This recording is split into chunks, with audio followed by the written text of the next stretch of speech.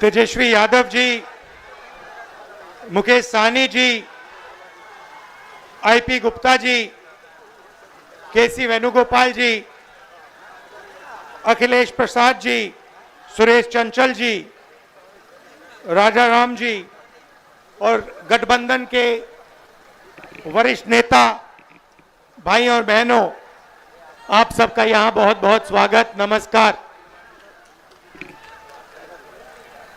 बारिश में आप यहां खड़े हैं, दूर दूर से आए हैं, इसके लिए आपका मैं दिल से धन्यवाद करता हूं।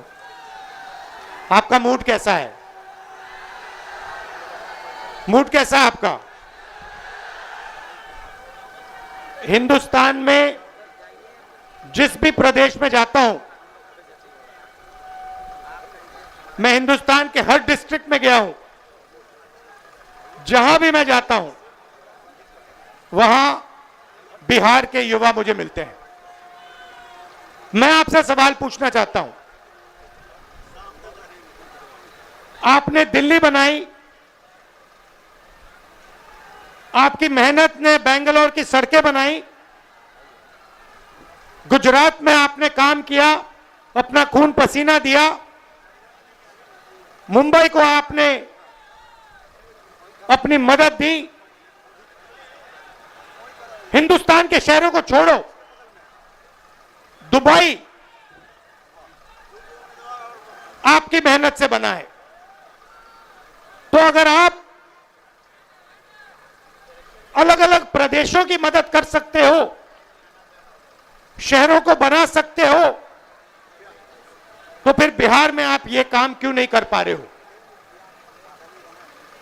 कुछ दिन पहले बिहार के 15 युवाओं से मैं मिला, 2-3 घंटे बातचीत की। बात क्या थी? सारे के सारे कह रहे थे कि हमें बिहार में कुछ नहीं मिल सकता है, हमें बिहार में रोजगार नहीं मिल सकता, बिहार में बिहारियों का कोई भविष्य नहीं है। यह है आपकी सच्चाई। यहां पे 20 साल से नीतीश जी सरकार चला रहे हैं। अपने आप को अति पिछड़ा कहते हैं। मैं आपसे पूछना चाहता हूं, बिहार में शिक्षा के लिए, स्वास्थ्य के लिए, रोजगार के लिए पिछले 20 सालों में इन्होंने क्या किया है, मुझे आप बता दीजिए। क्या आप ऐसा प्रदेश चाहते हो जहां आपको कुछ ना मिले, अदानी जी को 1-2 रुपए में जमीन दी जाए और आपको रोजगार ना मिले? ऐसा बिहार हमें नहीं चाहिए। हमें वो बिहार चाहिए जिसमें स्वास्थ्य, शिक्षा, रोजगार हो, बिहारियों को भविष्य दिखाई दे। और जैसे आज आप दूसरे प्रदेशों में जाते हो, वैसे ही दूसरे प्रदेश से लोग आए और बिहार में आकर काम करना चाहें। ऐसा बिहार हम चाहते हैं।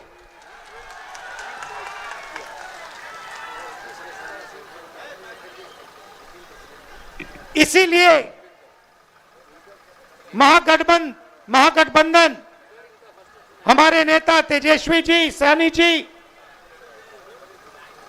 कांग्रेस पार्टी के नेता एक साथ खड़े हैं, क्योंकि हम एक बार फिर बिहार को सबसे आगे ले जाना चाहते हैं।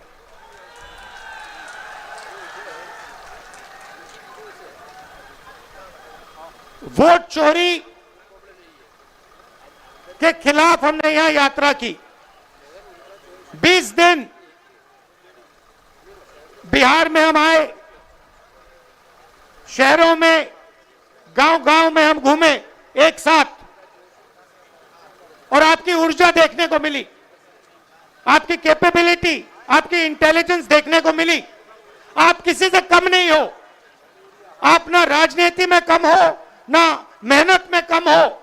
आप सबसे आगे, ये प्रदेश सबसे आगे जा सकता है और इस प्रदेश को सबसे आगे जाना पड़ेगा। आप देखिए, नीतीश जी, तेजस्वी जी ने कहा, नीतीश जी का चेहरा का प्रयोग हो रहा है। रिमोट कंट्रोल बीजेपी के हाथ में है। आप ये मत सोचिए कि अति पिछड़ों की आवाज उधर सुनाई देती है। 3-4 लोग कंट्रोल करते हैं, बीजेपी कंट्रोल करती है, उनके हाथ में रिमोट कंट्रोलर है और उनको सामाजिक न्याय से कोई लेना देना नहीं है। मैंने प्रधानमंत्री के सामने कहा लोकसभा में कि जाति जनगणना आप करवाइए, एक शब्द नहीं बोले। आप जहां भी देखो, शिक्षा के सिस्टम में देखो, स्वास्थ्य के सिस्टम में देखो, ब्यूरोक्रेसी में देखो, जजेस की लिस्ट निकाल के देखो, नरेंद्र मोदी जी बीजेपी सामाजिक न्याय के खिलाफ हैं, वो नहीं चाहते। और मैंने उनसे कहा कि देखिए, जाति जनगणना होने वाला है, चाहे आपको अच्छा लगे नहीं लगा, जाति जनगणना होगा, सबको पता लगेगा किसकी कितनी आबादी है।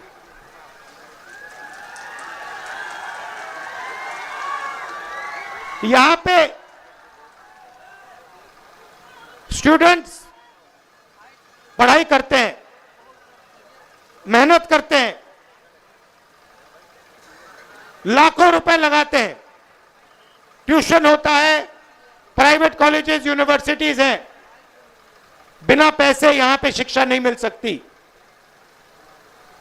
मगर जितनी भी पढ़ाई वो कर लें, अंत में पेपर लीक होता है। होता ही नहीं होता है।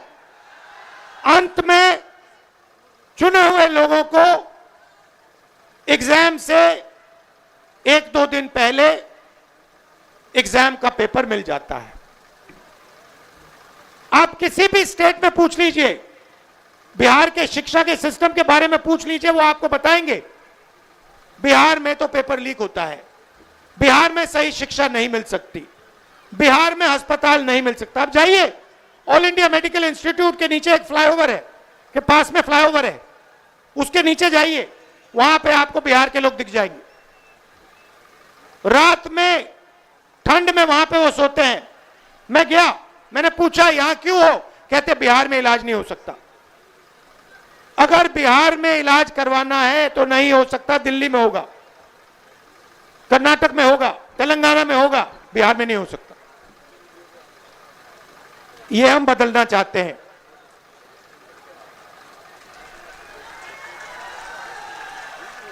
हम चाहते हैं कि बिहार का युवा, जैसे आपने देखा होगा, आपकी शर्ट के पीछे, फोन के पीछे क्या लिखा है बताओ?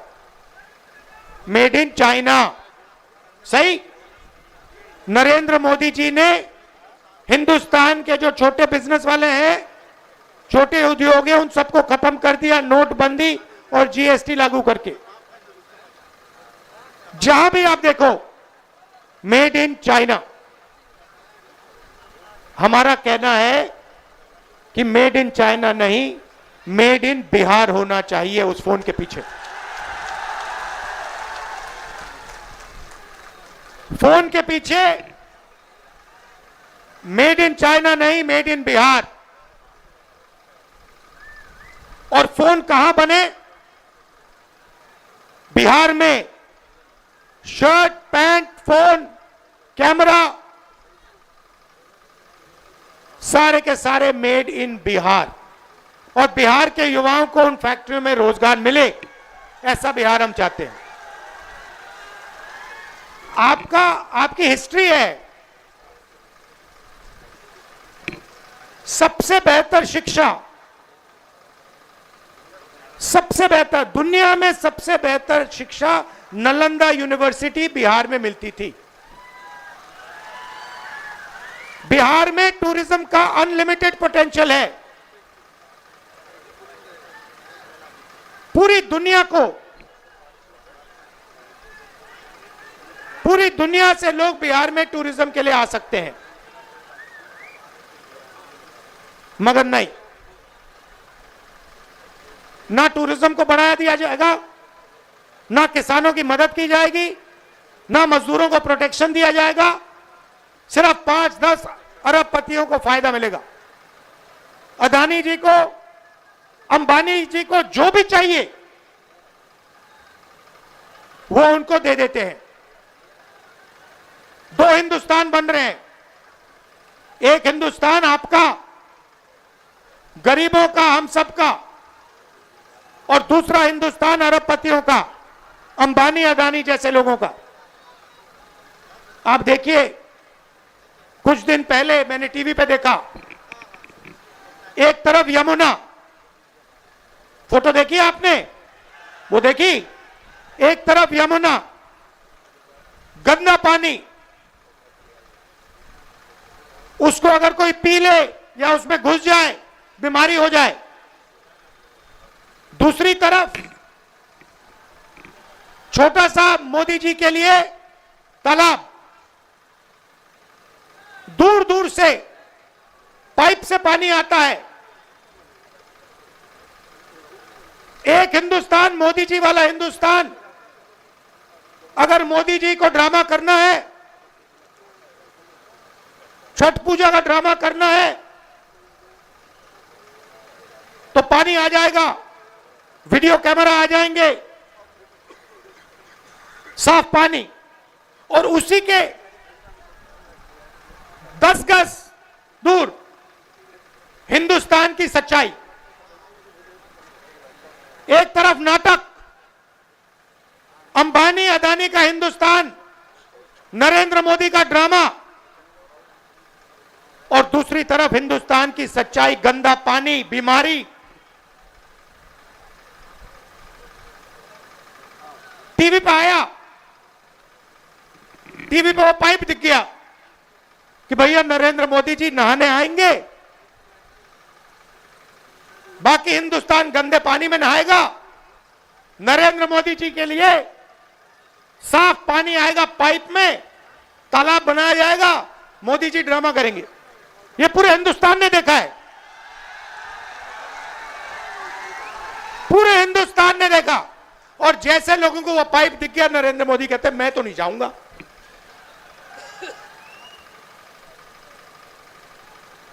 ये है सच्चाई, चमकता हुआ हिंदुस्तान। टीवी पे, वीडियो पे मोदी जी कहते हैं, बिहार के युवाओं से कहते हैं कि हमने आपको कम दाम में डेटा दे दिया। आपने कम दाम में डेटा दे दिया, मगर डेटा की कंपनी किसको दी? पैसा कौन बना रहा है? बिहार का युवा नहीं बना रहा है, जियो का मालिक बना रहा है।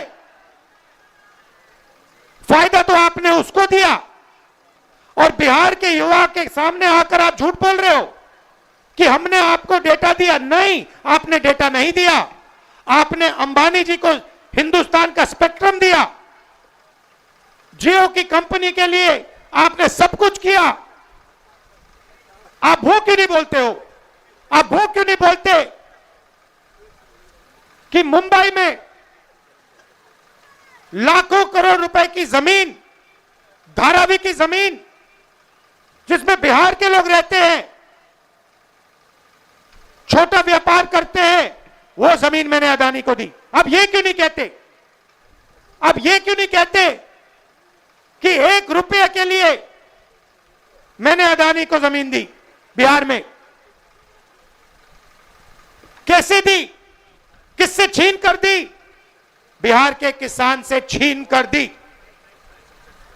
अब ये क्यों नहीं कहते कि राहुल गांधी जमीन अधिग्रहण बिल लाया था, कांग्रेस पार्टी जमीन अधिग्रहण बिल लाई थी, किसानों की जमीन की रक्षा के लिए लाए थे, और नरेंद्र मोदी जी ने उस बिल को खत्म किया। ये क्यों नहीं कहते?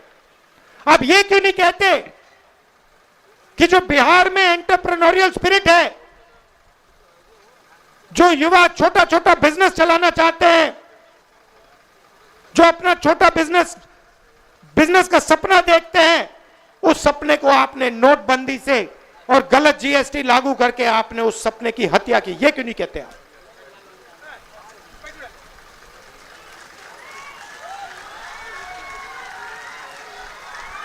ड्रामा बना रखा है। एक तरफ यमुना, उसको यमुना जी कहते हैं, मोदी जी कहते हैं, ड्रामा कर रहे हैं कि भैया देखो मैं यमुना जी में नहाया हूं। वहां पे कोई यमुना जी नहीं है, वहां पे तालाब है। नरेंद्र मोदी जी अपने स्विमिंग पूल में नहाने गए, तालाब में नहाने गए। उनको यमुना से कुछ लेना देना नहीं, उनको छठ पूजा से कुछ लेना देना नहीं। उन्हें सिर्फ आपका वोट चाहिए। अगर आप कहोगे नरेंद्र मोदी जी आप ऐसा ड्रामा करो वोट के लिए, वो कर देंगे। जो भी करवाना है करवा लो। मैं कह रहा हूं आप उनको कहो कि देखो भैया हम आपको वोट देंगे, आप स्टेज पे आके नाच लो, वो नाच लेंगे। नाच लेंगे। कह रहा हूं आप कोशिश करो। मोदी जी आइए, स्टेज पे आइए, भाषण मत दीजिए, डांस कर दीजिए, हम आपको वोट देंगे, देखना कर देंगे। जो भी करवाना है करवा लो चुनाव से पहले। जो भी करवाना है चुनाव से पहले करवा लो। चुनाव के बाद नरेंद्र मोदी नहीं दिखाई देंगे। चुनाव के बाद नरेंद्र मोदी जी अंबानी जी की शादी में दिखाई देंगे, सूट बूट वालों के साथ दिखाई देंगे, किसानों के साथ, मजदूरों के साथ नहीं दिखाई देंगे। इसीलिए वो आपकी वोट चोरी में लगे हुए हैं, क्योंकि वो चाहते हैं कि भैया ये भी बीमारी खत्म कर दो, इलेक्शन वाली बीमारी। मैं आपको बता रहा हूं, महाराष्ट्र में इन्होंने चुनाव चोरी किया है, हरियाणा में इन्होंने चुनाव चोरी किया है, और ये बिहार में पूरी कोशिश करेंगे। मैं बता रहा हूं आपको, पूरी कोशिश करेंगे कि बिहार में बिहार की आवाज की सरकार ना बने। ये लगे हुए हैं। एसआईआर का यही मतलब है। तो आपको पूरा दम लगाकर, बिहार के युवाओं को पूरा दम लगाकर, हर व्यक्ति को बाहर निकालकर वोट डालना है महागठबंधन के लिए।